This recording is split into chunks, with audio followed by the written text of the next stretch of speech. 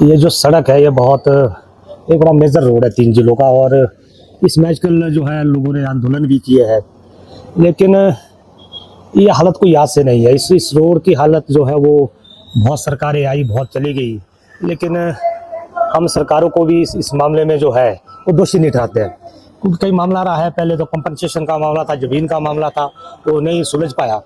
लेकिन अब जो है, क्योंकि आंदोलन लोग कर रहे हैं और मैं भी उस आंदोलन का एक हिस्सा हूँ, लेकिन तत्काल मुझे नहीं लगता है कुछ होने वाला है।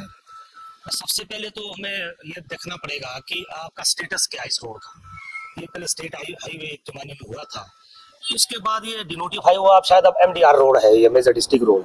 हम तो हमारी तो ये मांग है सरकार से भी, और केंद्र सरकार से भी और राज्य सरकार से भी, कि ये कमर्शियल दृष्टि से जो है ये बहुत और हिमाचल का बहुत बड़ा रोड मैं इसको मान सकता हूँ कि इसमें 2000 की आर्थिकी आपके आलू शिमला मिर्च से लेकर सेब को जोड़कर इस रोड से आती है। इसको जो है कम से कम नेशनल हाईवे का स्टेटस पहले दिया जाए। सुरेश जी हमारे एमपी साहब है और रीना जी भी है, एमएलए है।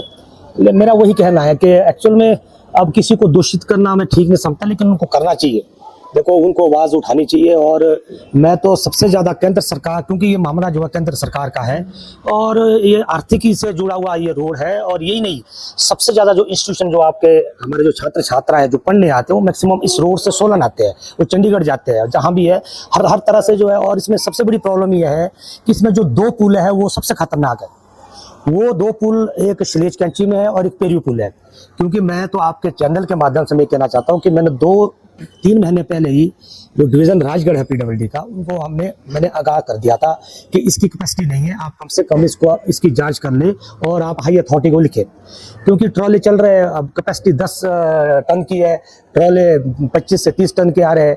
तो भगवान ना करे कि अगर कभी वो पुल टूट गए, उसके बाद जो है कनेक्टिविटी सारी सोलन की बंद हो जाएगी, फिर हमारे पास कोई ऑप्शन नहीं रह पाएगा।